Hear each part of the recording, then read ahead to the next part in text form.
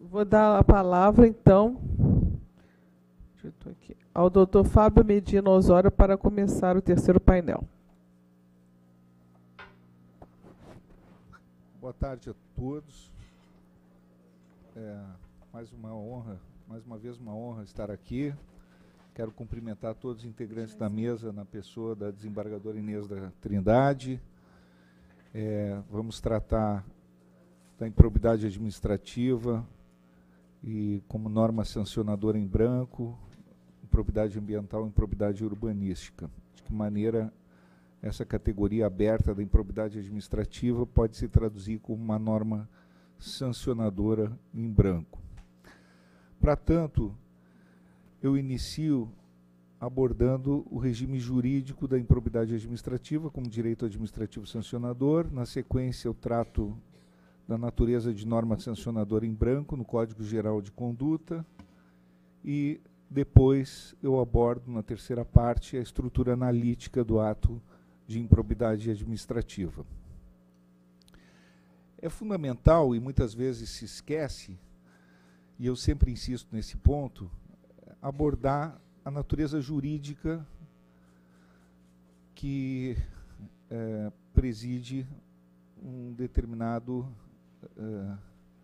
regime aplicável ao ato que se quer estudar, no caso do ato de improbidade administrativa. Qual é a natureza jurídica deste ato? Qual é a natureza jurídica da improbidade administrativa? Qual o regime jurídico aplicável?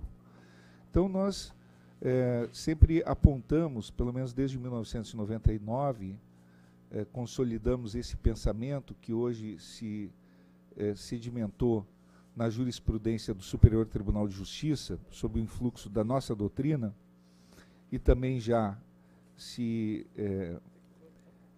está a consolidar no Supremo Tribunal Federal, a perspectiva do direito administrativo sancionador, ou seja, a improbidade administrativa, a Lei 8.429 de 1992, é regida pelo direito administrativo sancionador. É muito importante que se compreenda isso. Muitos doutrinadores, muitos estudiosos desse assunto não compreendem adequadamente, abordam a improbidade administrativa como se ela não tivesse um regime jurídico próprio ou como se tivesse regida por um universo lacunoso do ponto de vista do regime jurídico.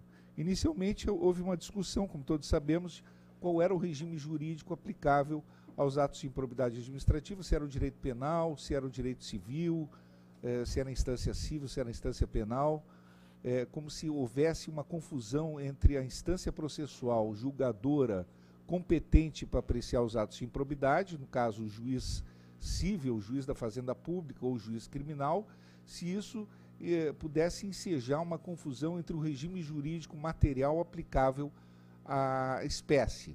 Não tem nada a ver uma coisa com a outra, porque é um juiz da Fazenda Pública, um juiz civil, digamos assim, e não um juiz criminal, não quer dizer que o direito aplicável à espécie seja um direito civil, ou porque é regido, do ponto de vista processual, pelo direito processual civil, Código de Processo Civil, não significa que o direito material aplicável seja o direito civil, obviamente.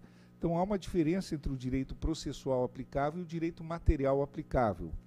Também há que se diferenciar isso.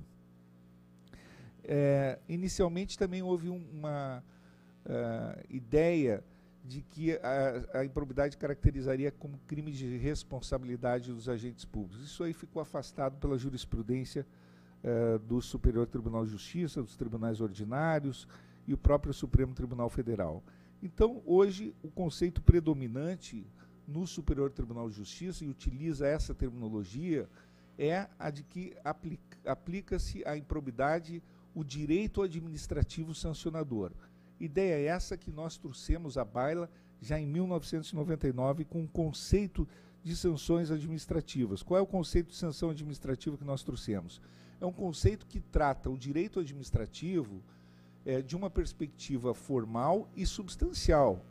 Quer dizer, nós superamos aquele conceito antigo de direito administrativo que era abordado por autores como, entre outros, Oswaldo Aranha Bandeira de Mello. Qual era esse conceito? O conceito de que o direito administrativo regularia apenas a atividade da administração pública.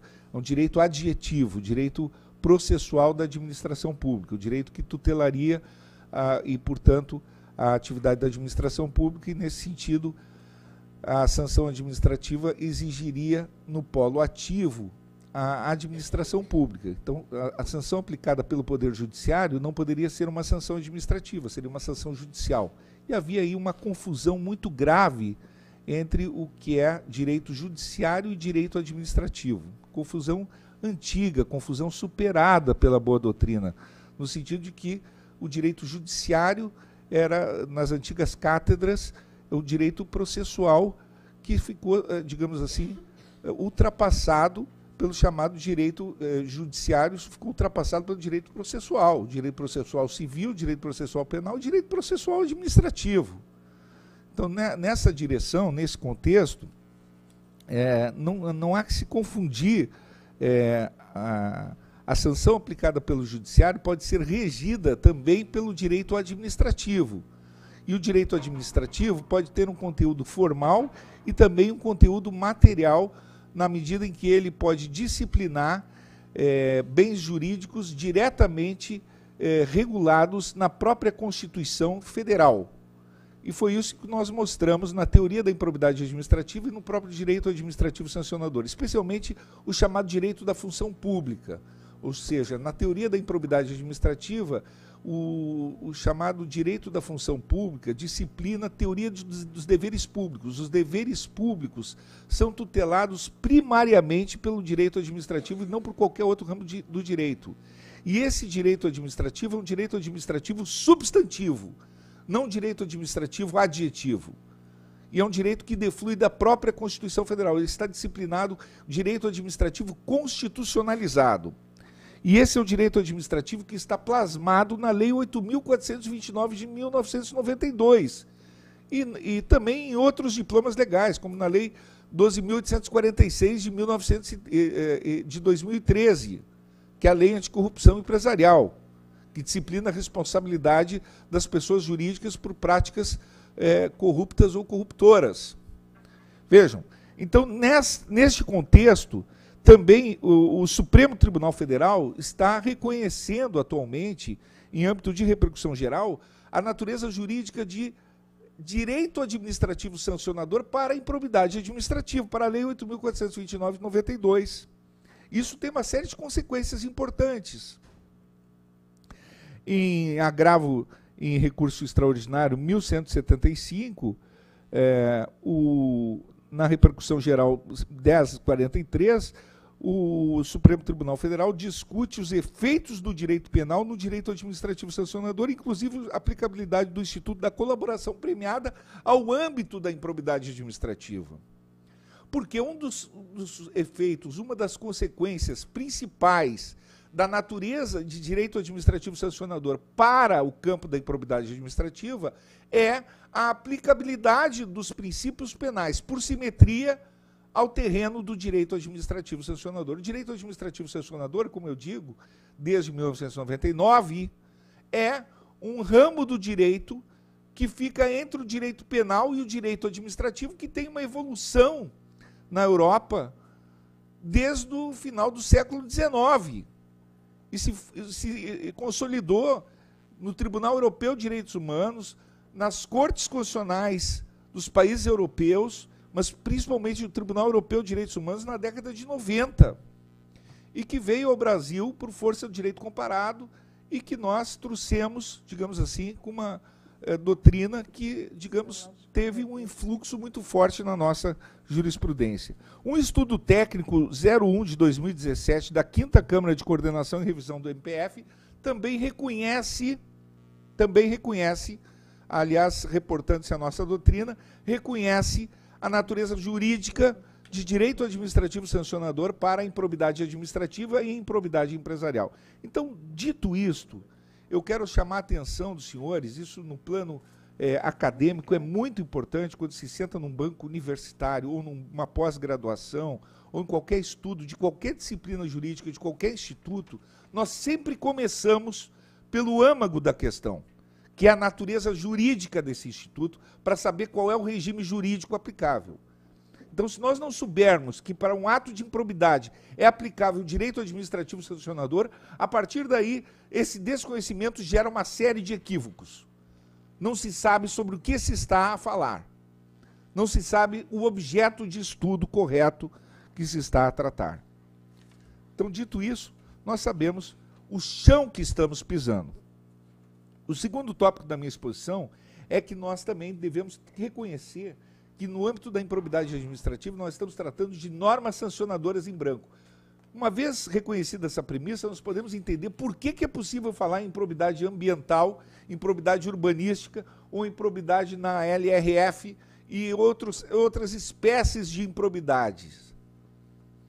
Por que a improbidade tem caráter transdisciplinar ou por que a improbidade necessariamente tem uma interação com normas constitucionais, infraconstitucionais, legais e infralegais? Porque nós sustentamos que não pode existir improbidade administrativa por meio da violação direta de normas da própria lei de improbidade administrativa. Nós dissemos que é necessário a violação de normas legais ou infralegais subjacentes à lei de improbidade. Que deve haver uma violação de normas explícitas ou implícitas que são inerentes ao sistema da lei de improbidade. E que o sistema normativo é composto de normas que são produzidas ou pelo Poder Legislativo ou pelo Poder Judiciário. O Poder Legislativo produz os chamados textos e o Poder Judiciário produz as normas. Nós temos que entender que o nosso sistema jurídico hoje ele é influenciado também pelo sistema common law. Então, o sistema normativo, para que ele seja compreendido, nós temos que rememorar que um código de processo civil, um código de processo penal, ele tem que ser lido a partir da sua interpretação jurisprudencial. A jurisprudência é uma fonte normativa também.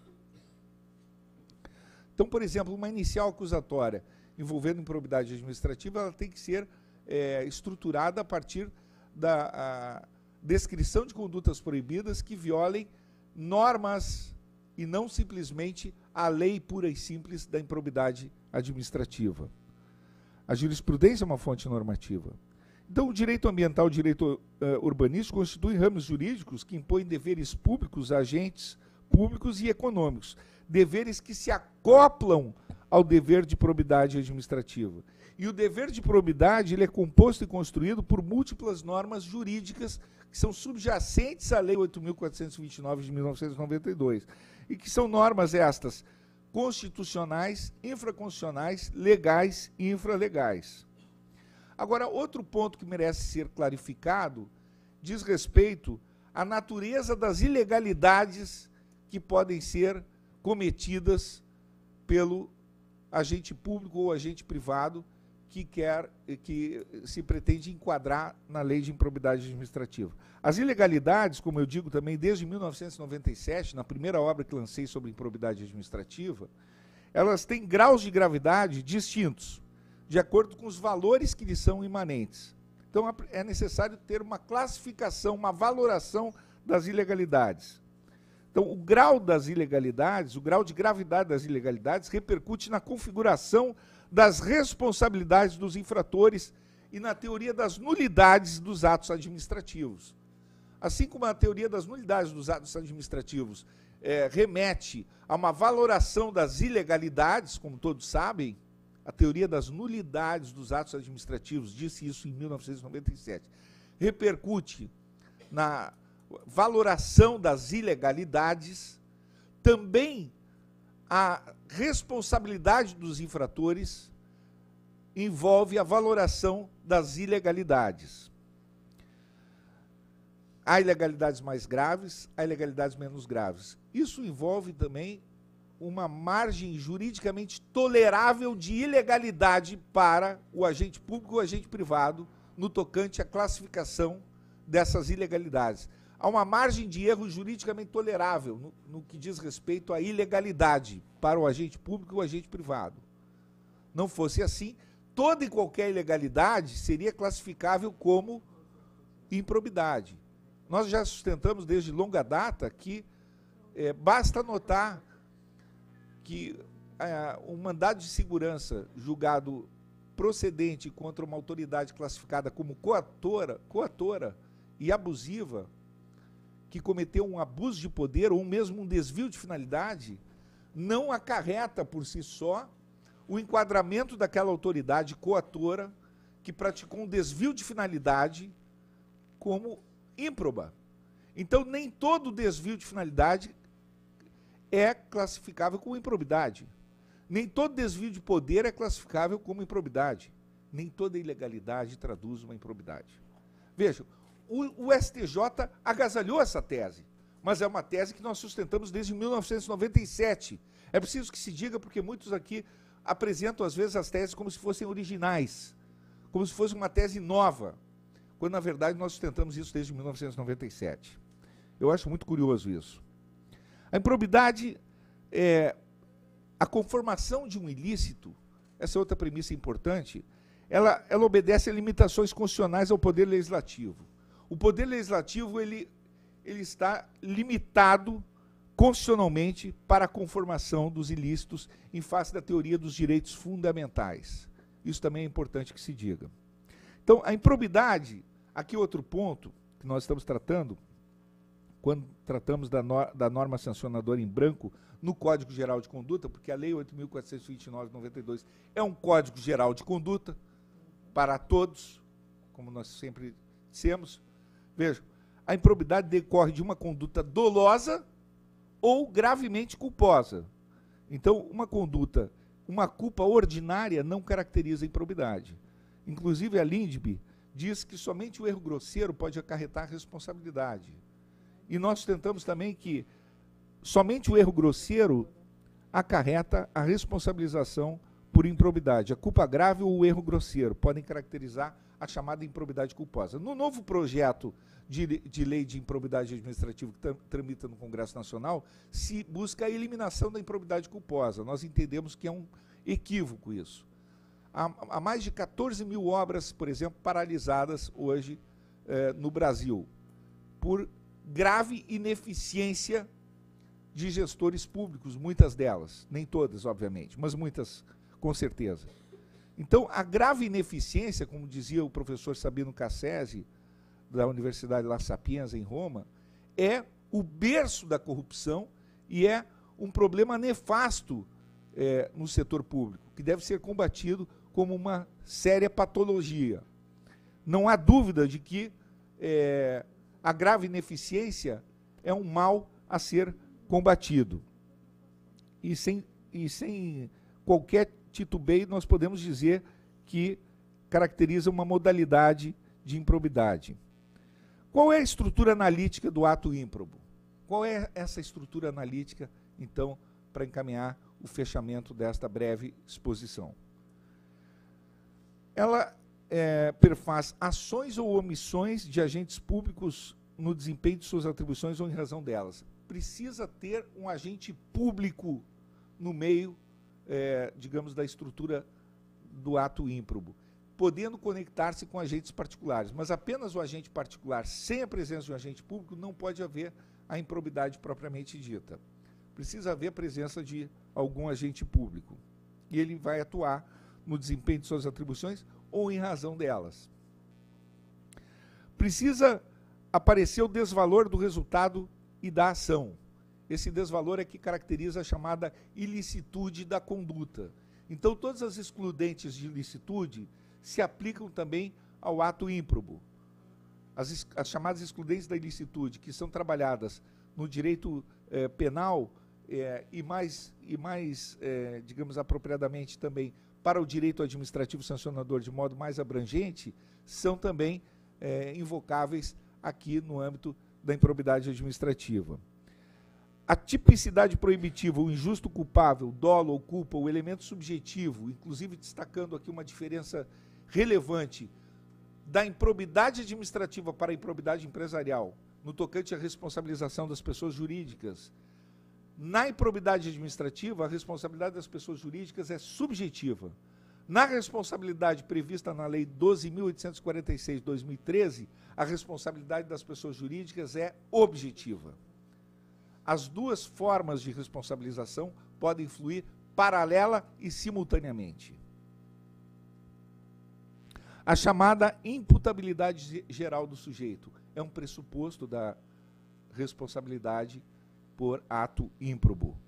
A chamada causalidade normativa.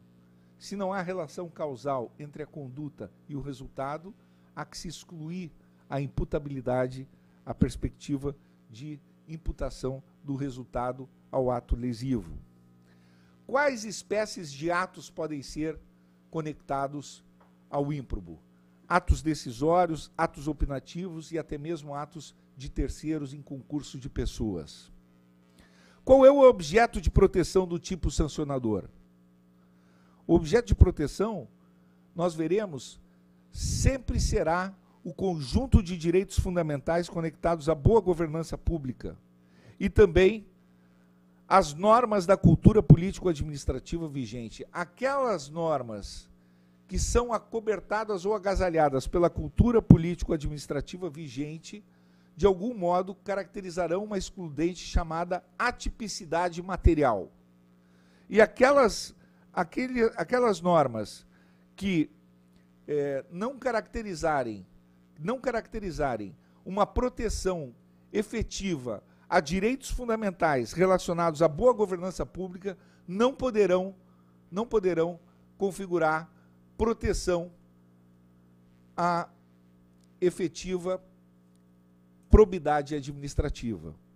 Configurarão proteção a outra espécie de rede de direitos, mas não a direitos difusos relacionados à probidade administrativa. Portanto, nós temos que relembrar aqui que a probidade não se relaciona apenas à questão da corrupção. Ela é uma modalidade de ferramenta para proteger a chamada boa gestão pública, para fomentar a chamada boa gestão pública. A improbidade é uma espécie de transgressão que caracteriza uma má gestão pública. Má gestão pública que pode ser por corrupção, desonestidade funcional ou por grave ineficiência funcional. E, portanto, talvez malefício maior haja em termos de proporção para o Brasil, penso eu, do que a própria corrupção na modalidade de grave ineficiência funcional.